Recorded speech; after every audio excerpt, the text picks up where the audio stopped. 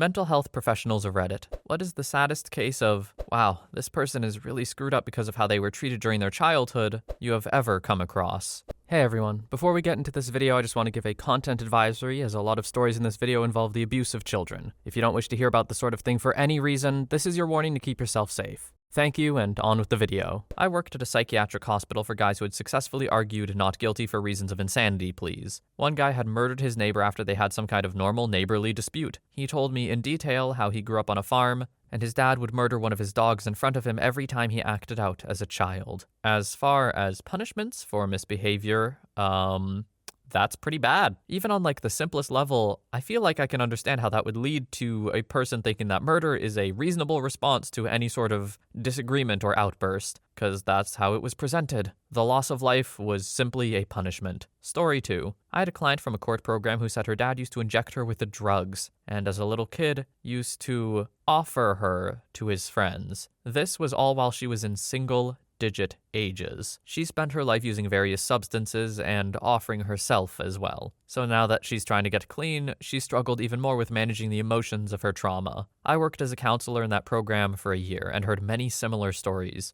But this one sticks out the most because of how hard it seemed like she was trying to turn things around. Story 3. I'm not a mental health professional, but back in 2010, while I was a volunteer worker for a Brazilian NGO, sometimes they would send us to different locations and countries to support some project or to learn from it and apply the concept back to Brazil. One time I was sent to Chile to help out in a community project, and I was supposed to get one of my meals in an orphanage near there, but the orphanage was not a normal one. It was specific for kids who had been abused. At the beginning, some of them were afraid of me. I'm a fat black guy, but after a while they got used to seeing me around. Before coming there, they explained all the details on how to behave, but nothing can actually prepare you for that. I saw a 7-year-old who was trying to seduce me because she was taught by her dad to act that way her whole life. I saw another that was constantly assaulted through her life and refused to smile because her father always told her to smile while he was doing the act. One of them was completely silent, and the staff didn't know exactly what happened to her. The list goes on, and it is depressing and morbid. I don't have a word powerful enough to describe what happened to these kids. And the worst part is most of these things that happened to them was caused by their own parents. That was too screwed up. I was supposed to get my meals there for the whole month, but I couldn't. I started to pay for my meals directly from my pocket. Their reality was too much for me to deal with. Story 4. Had a kid show up in my office saying he had not eaten all day. He missed his bus and just seemed to not want to leave. I called home and mom was not answering. The parents were divorced, so I called dad. It was about 8 p.m. at this point. Dad answers and is obviously drunk off his butt at a bar. I heard the noise and music. I explain the situation and the dad says he'll get someone to drive him and come pick him up. He never showed up. About 10 p.m. on a Tuesday now, so I call the police and they assist. Learned that the mother had OD'd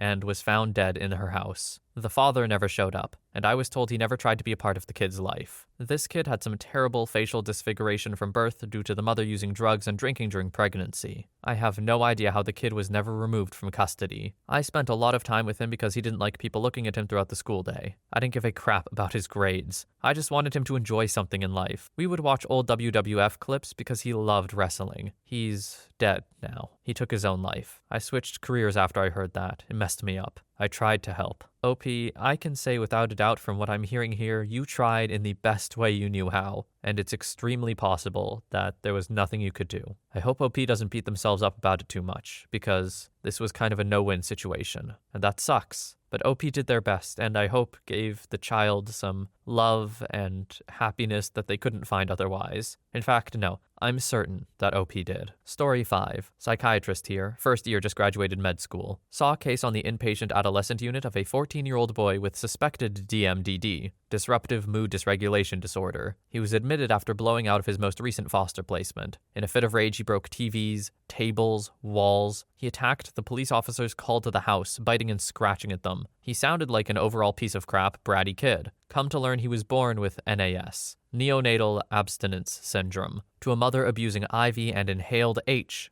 during all 3 trimesters. He was born in acute opiate withdrawal, requiring methadone replacement therapy for the first year of infancy. Fast forward 14 years with that baseline level of neurological functioning, and you get a kid who seemingly explodes for no reason, when in reality his prefrontal cortex is years behind, causing his impulsivity to be almost unrestrained. Sad case, but a cool kid though. He kicked my butt and smashed for Wii most days. Story 6. One of my first cases when I started in the mental health field, and I'll never forget it. I was providing therapy to a young girl who was pooping on herself after holding it in for as long as she could. Mom originally thought it was some kind of anxiety or fear of the toilet, but after a couple of more sessions, I found the girl was being abused by her stepfather and pooping felt like penetration to her. So in order to avoid that sensation, she would hold it in as long as possible. It was heartbreaking to find that out, and a hell of an introduction to the field. Story 7. While doing my psychs clinical over 20 years ago, we had this poor patient that was abused as a child badly. This took place in the 70s. Her father had a casket at his house. I can't remember if he worked at a funeral home or how he ended up with it. He drilled a hole just big enough so a straw could go through it. He would put his daughter in there and close the lid and gave her a straw to put through the hole so she could breathe through it. He left her in there for extended periods of time. The poor girl was destroyed. As the psychotherapist was telling our group the story, our group was in tears. How can someone be this screwed up to do this to their own child? The poor girl is so messed up and cannot live a normal life due to all the trauma this has caused her. Edit. Many asked how she was destroyed. This abuse took place over her childhood till adulthood. In the 70s, child abuse was overlooked and often not believed. Who would believe that a person would have a casket in their home? She was placed in a lockdown facility, and as students we never had her as a patient. The psychotherapist explained that she did not meet her milestones, and acted if she was wild in a way. She was probably oxygen deprived, so that also affected her brain. The poor girl basically grew up throughout the years being put in that dark, airtight casket with a straw to breathe through. It was so long ago and I can't remember the details of how she turned out, other than that she's in this locked facility and has trigger points that set her off. Our clinical group was crying all day after hearing this case. This broke me, and I realized I could never be a psych nurse. I'm sure she suffered other abuse. Most of the patients in the psych facility were from abusive parents. The next population was drugs, alcohol, and chemical imbalance. To be honest, I felt in my own mechanism I shut down after hearing the casket and straw bit. I couldn't handle it, and I felt sick all day. This is definitely a very special kind of evil. There is absolutely no benefit to the parent for this at all. It is simply torture for torture's sake, it sounds like. Just reading a Reddit story is somewhat bearable, but I'm sure if I were being told it by someone who worked with this person, I don't know if I would keep it together either. Story 8. Not a mental health professional, but I helped out a local hotline for people who want to harm themselves for a week by attending a few calls. I attended a call from a girl who wanted to take her own life because of her failed relationship. I tried to stick to the material I was trained with, but had to throw it out quickly when she started talking about her past. She mentioned how she was completely neglected by her biological parents. She talked about how she was touched when she was a child by her stepdad. She was even an assault victim, but never reported the crime due to shame. Her current relationship failed because she wasn't comfortable with her boyfriend in bed, as it reminded her of her past. I tried my best to help her out. I even offered to meet her personally to talk it out. 15 minutes into the call, she just thanked me for listening to her problems and cut the call. I am, to this day, not sure what happened to her. It made me look at life differently. Edit. I should mention at this point, I don't live in the USA, and my country has no real support for people who want to harm themselves, at least they didn't back in 2015. Due to the almost non-existent funding and bare-bones training, we were definitely not qualified to work at a hotline like that, but it was better than nothing. I know I made a few mistakes while I was talking to her, but I did that mainly because I was thrown off by almost every sentence she spoke. I mainly took this up because a close friend took his own life and had nobody to talk to when he had those thoughts. I guess I thought I could save someone else's life by doing this. Story 9. Working in group care, I had a client whose parents would sell her body, from toddler age to about grade 3, about when she was taken into care. She would be sold to regular travelers through town in exchange for drugs and money. Her family and extended family would tell her these people were friends and needed fun time cuddles, and that she was the best daughter anyone could have because she was special for doing this. When I was working with her in her teens, she didn't trust anyone that ever gave her compliments, and would often have panic attacks when people said she did a good job at something or was skilled. It was the saddest fallout of abuse I think I've ever seen. She attempted to take her life several times and had self-harmed a lot. Last I heard, years ago, she's doing a lot better now after finding a good match for a therapist. I sincerely hope her family never sees the light of day again, and that some bad things happen to them in prison. Story 10. As a caveat, I do work in the medical industry, though not specifically mental health. This girl's mother was abused as a child, so the parents were overprotective. They wouldn't allow the girl to be alone with any males other than the father. No uncles, no cousins, no church trips, nothing. They could sleep over at a friend's house only if the friend's mother was a single mom, and if that other mom took on transportation duties. The parents were also somewhat disengaged, though not to the point of neglect. just distant, wouldn't play, wouldn't go to the library, stay at home and leave us alone while we watch TV kind of parents. Shut up, or I'll give you something to cry about, life isn't fair, get used to it, that kind of stuff. There were 3 neighbor kids, all a bit older. A boy a year older, and 2 girls about 4 and 6 years older. They had a single mom, and since the girl was 5 years old, they lived on the same street. The girl was encouraged to spend a lot of time there, to get her out of the house and to not beg for dance lessons or to go to the park. There was no man of the house, but the single mom was not a good mom. She drank or used drugs, and had a lot of men over, some of whom clearly had touched these kids. As a lot of older children or young teenagers do, they took out their pain of their abuse on this younger, smaller girl. It went on for 4 to 5 years. The little girl never told her parents because she had no reason to think they would care. She was pretty isolated other than her interaction with her abusers. And obviously she didn't understand what was happening when it started. Schools talked about stranger danger and adults touching you in your bathing suit spots, but nothing about older children of the same gender. Nothing about being forced to watch adult content or touch yourself in front of people. Nothing about how it escalates from there into being touched or being pressured to have intercourse with their kid brother. Nothing about the coercion of a desperate, lonely child hearing, "Do it or I won't be your friend anymore," from the only people they can spend time with. It was a really sad combination of disengaged yet overprotective parents. The girl ended up being bullied by classmates because she didn't know how to interact in a normal way, was taken advantage of by a teacher in middle school, then abused in every way by a few boyfriends after that, had a drug problem, got clean, but still couldn't seem to keep it together for more than a few years at a time before work or personal relationships would implode, was eventually diagnosed with bipolar. Story 11. It wasn't a professional, but more of a volunteer thing. It was such a wasted potential of a person. The girl was a child born of adultery, so unwanted. She was going to be put up for adoption. A loving family was waiting for her, but because of an impulsive decision in the moment, she wasn't. Her mother, who had understandably been divorced by her husband, was now a single mom of a child she hated and proceeded to horribly abuse her in twisted, sick ways. Think a degree or 2 below a child called it. She also allowed/enabled a male relative to abuse her for years. Now this is horrible enough as it is, but here's the lost potential part. The girl is/was a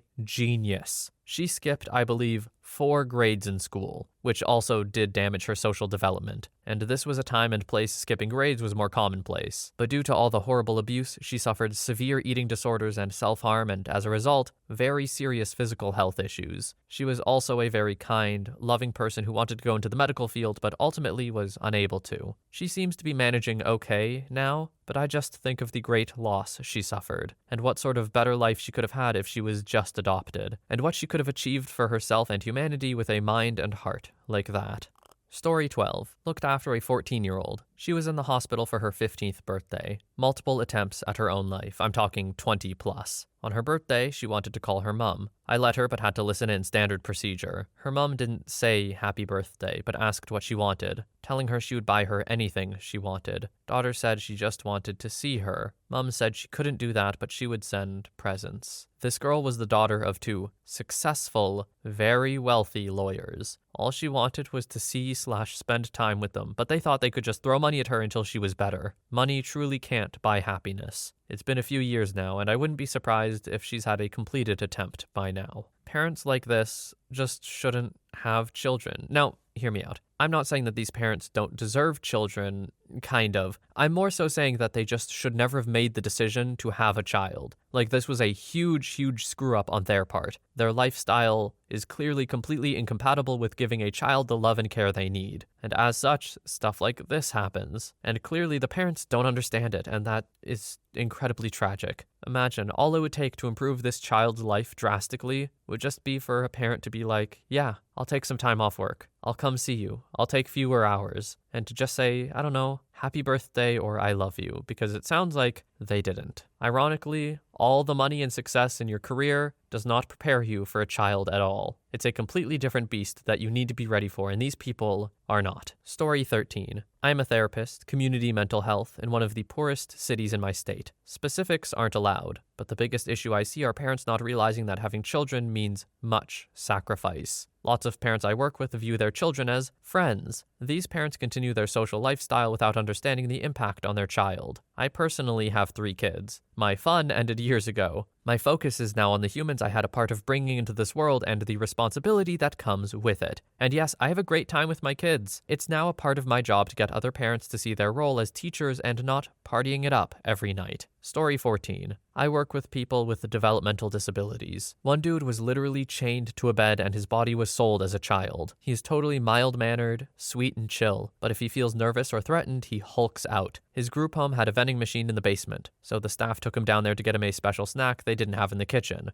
Being in the poorly lit basement sent him into PTSD hell, and he knocked that thing right over. Another time he was sitting on his bed and staff was trying to put his shirt on him. The staff sort of hoisted himself up by putting his foot on the guy's bed, making himself loom over the client. Staff got his rib broken with a kick. Everyone's learned to be more cognizant of possible triggers, but you always have to be wary of setting off an episode. No one blames him though, and he's always so apologetic afterward. Almost heartbreakingly so. Story 15. I am a trained counselor and worked in a place for youth who intimately harm others. Most of these young people have experienced such abuse themselves at a very young age, ranging from severe neglect, crying as a baby for hours and not being changed, to seeing a father figure forcing lewd acts on the mother, to incest. It was difficult hearing about their history. One particular case stands out. He was still a kid when he got abused by an older man. The man stayed in the house with his family because he was a family friend. The boy was often in his room and even sleeping overnight. The parents didn't say anything while the abuse continued. He was wrongfully taught abuse equals love. So when he started liking other kids, he did what he knew from his own experience. Story 16. A guy who was born with a smaller dong. Doctors decided to remove the testicles and have him raised as a girl. It wasn't a hermaphrodite case. They just decided without running any tests or anything. Latin America 40 years ago. His name was changed to a female name. He was raised as a girl and forced to pee sitting down and punished whenever he peed standing up. At 10, he was taken to an endocrinologist who didn't run any tests, just began female hormone treatment. In his adolescence, he went through sex change surgeries. They made female genitalia and inserted stuff to open up the space, always in front of medicine students. He had 3 marriages with men and all were horrible. He wanted to take his own life, so a friend of his took him to see the pastor of her church. The pastor spoke to him and told him God tells her the problem is that he is a man. He thought she was crazy and left, but the idea lingered. So he, still a she, went to look for his original birth certificate in his country and found that he'd been inscribed as a male, with a male name and all. But 15 days later, his name had been changed. He had grown up thinking he was a woman who needed all these treatments. So he got genetic testing and found out he is a male. No female organs whatsoever. So at 40, he decided to change back. Needed surgery to undo all that had been done. He had a lot of trouble dealing with his degrees and documents because everything was under his female identity. He became a pastor himself and married a woman.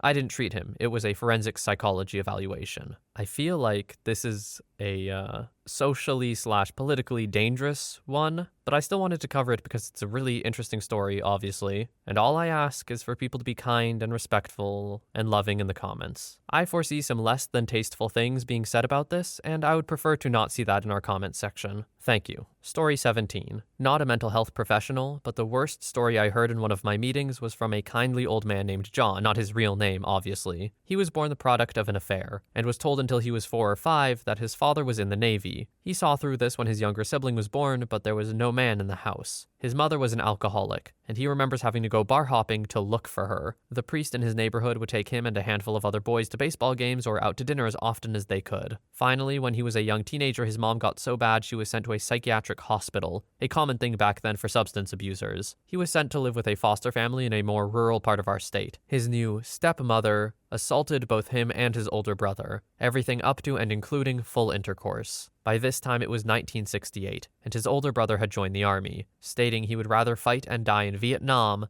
than live in that awful house 1 minute longer. John wasn't far behind him, and found when he got overseas that he was an adrenaline junkie. He risked his life for stupid reasons, charging heedlessly into danger, but he was never wounded. When he got back home, he joined our big city fire department. He'd run into burning buildings eagerly, linger in there too long, and stand on the edge of roofs for long minutes on end, hoping he would fall off. With all of this came a crippling substance and banging addiction. He was dealing drugs to support his own habit while he was a firefighter, luring in affairs with the drugs, partying and sleeping with multiple women, including the wives of several close friends. He finally cleaned up his act of drugs and then problematic intimate behavior. His children don't have any signs of addiction, so today, John is a happy, funny, little older guy that I'm lucky enough to see around. but when he told his story, I was floored. Story 18. I feel like not all childhood damage is even on purpose. I was a young guy who knew he was gay, being raised in a strict Southern Baptist home. I hid who I was and just pretended to prefer to be alone until I was 37.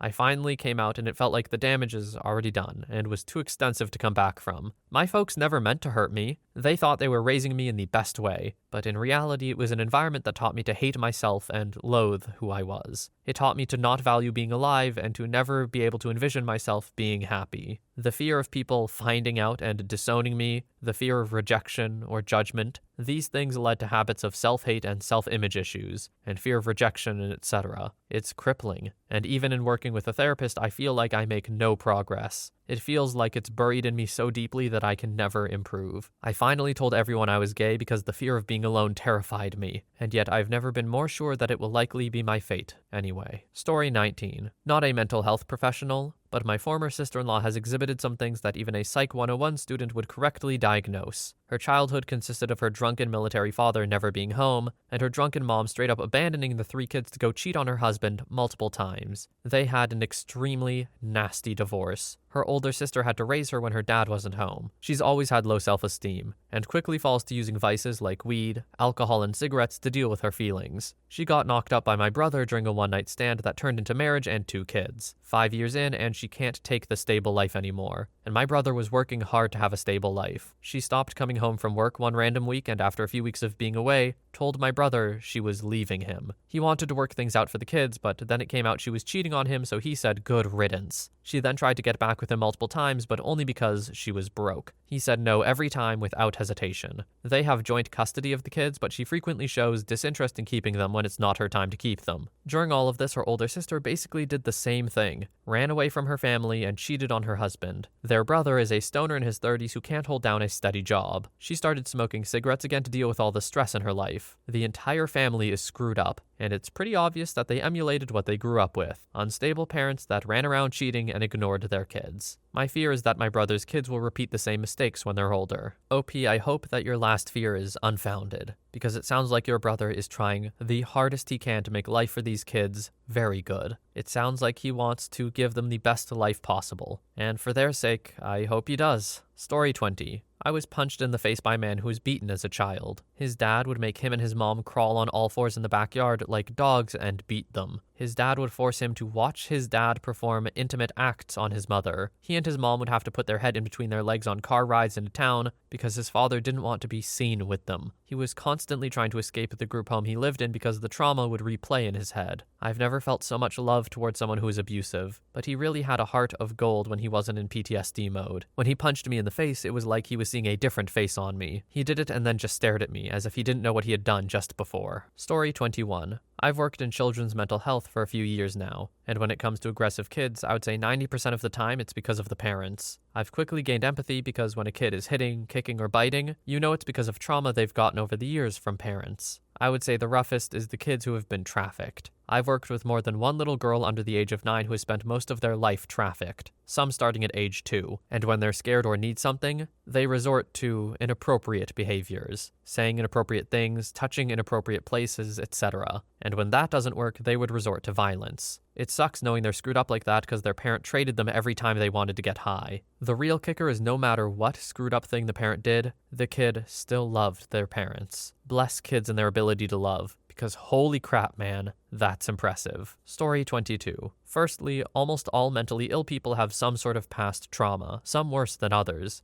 Genes play a large factor, but trauma itself can shake a person loose. I work in the most prominent forensic mental health facility in my state. Countless patients who are victims of incest, torture, neglect, and abuse. One of the saddest was a guy who was passed around in the foster care system and was abused by more than one foster family. No wonder he was always paranoid and defensive. The worst I can think of is a patient who witnessed his mother get her brains blown out by her boyfriend in the front seat while he sat in the back seat of the car. That particular patient defends women at all costs, and once held a grudge for years against another patient that had attacked female staff. When he finally got into the same unit as the peer, he beat the black off him. Patient's words. He is also black. It's so interesting to me how trauma can really play on empathy in strange ways. It's almost like because of the trauma, this guy's empathy is cranked up to 11 in ways that are clearly dangerous. Or maybe it's not empathy at all and it just sort of presents like it because it's protective. I'm not a psychological expert, so who's to say? Probably a psychological expert, actually. Story 23. My experience is so much different than everyone else here, as it wasn't family that caused the trauma, it was nature. During one of the 3 massive tornadoes we've had since 2010, my team was deployed to an area and told we had elementary school children trapped in the school. We worked our way through debris, searching every square inch to make sure we didn't miss a thing. When we uncovered the basement, we found that it was flooded, and full of kids who were alive and children/teachers who didn't make it due to drowning. Most people don't realize how much rain we get with our tornadoes in the Midwest. When my city, Joplin, Missouri, was hit by a multi-vortex EF5 tornado on May 22nd, 2011, we had a torrential downpour for 2 or 3 days after it. Anyway, back to the school. We recovered the living and bodies and flew them out to a larger hospital for treatment. I gave them medical attention on scene and started what's known as psychological first aid, because I knew these kids were screwed from what they saw and experienced. Every few months, I reached out to family members of the children to check and see how they were doing. Weird, maybe, but the last time I saw these kids, they weren't in great shape. The kids were able to recover for the most part, and things were going good, I thought. I learned that 3 of the kids started massive drug addictions when they got into junior high, and at least 2 of them attempted to take their own life. It tore me apart because now I'm a father myself, and I saw what these kids experienced, all the while hoping they wouldn't be affected long term. I fear the future, because these kids who are now in middle school and high school started doing some pretty horrible things to address the pain and nightmares they live with daily. I honestly wish I could do more, because these kids never had a chance, and it was no one's fault. No one could have predicted what happened and what would happen. We learned a lot about tornadoes with this particular tornado, the tornado that hit my town, and the second tornado that hit the town the kids were in. We'll never again send kids to the hallway or basement because pop machines, water fountains, etc. get sucked down the hallways, kids get sucked out of hallways, and basements fill with water during these events. I see these kids in my sleep. I see the people they've grown up to be, but somehow, I still see these soaked, filthy children with tears running down their faces, blood soaking their clothes, and I can feel how tight they dug their nails into me as they hugged and held on for dear life, not wanting us to let them go because they were terrified it would happen again. It's not family-induced trauma, but it's the one thing in my career that sticks out more than anything. Story 24. Worked in med-surg, but had a guy in his 20s who had a lot of mental health problems and physical problems. He was a paraplegic with large open bed sores on his bottom, with schizophrenia and bipolar. He threw trays at us and once ripped the call light out of the wall and hit another nurse with it. He would freak out and try to climb out of bed if we shut the door. Finally, we got the backstory. His mom and older sister kept him locked in a closet and only took him out to abuse him. So he lived in a closet for half his life until CPS was finally notified. He was in custody of the state, and his bed sore started bleeding heavily. Doctors would not order blood transfusions. He died in the hospital crying, holding my coworker's hand, asking if he was going to heaven. Such bad circumstances. If there is an afterlife, whatever it may be, I hope people in scenarios like these are given all the graces possible, because after what they've experienced on Earth, they deserve it. Story 25. I used to work as a mental health tech with adolescents, so anyone 17 and under is who I was working with. I helped with all sorts of mental health issues, from depression to dysmorphia to borderline to schizophrenia. The list goes on. When we were assigned cases and patients, they were called our kids. I'll never forget one of my kids. He was a 9-year-old boy. On the surface, he was kind and sweet and loved to play and have fun. He seemed completely normal, which he only was because we got him away from his family. He was in our care because he was touching his toddler younger sister. He was only doing that, though, because he thought that causing that kind of pain was the only way to punish people. We found he had been abused by his mom, to the point she had squeezed his testicles so hard one of them ruptured and became non-functional. His father was trying to gain custody of him, but the courts kept ruling in her favor. We got him removed from his mom's custody and into his grandparents. His dad's parents, not his mom's, and we were in the process of helping his dad gain custody as well. Unfortunately, that is only one of many stories about the kids I worked with. This thread is a tough one, and I know there are going to be some people who think we shouldn't talk about these stories on YouTube or whatever, and I personally disagree. I feel like in a lot of cases, we are not exposed to the, real dark side of what can happen to a child, and basically, I think it helps grow empathy in ways that you couldn't have imagined if you can't even fathom these possibilities. They're very personal and real stories, it feels like, and something about that is really important, I think, to tell. That being said, though, they're tough. And as such, as I like to do at the ends of videos like these, I encourage you to take some time for yourself. Indulge in something that makes you happy, whatever it may be. Because with all these negative feelings, you gotta balance it out somehow, I think. Anyway, thank you so much for watching. I hope you have a truly wonderful day or night wherever you are, and I will see you in the next one.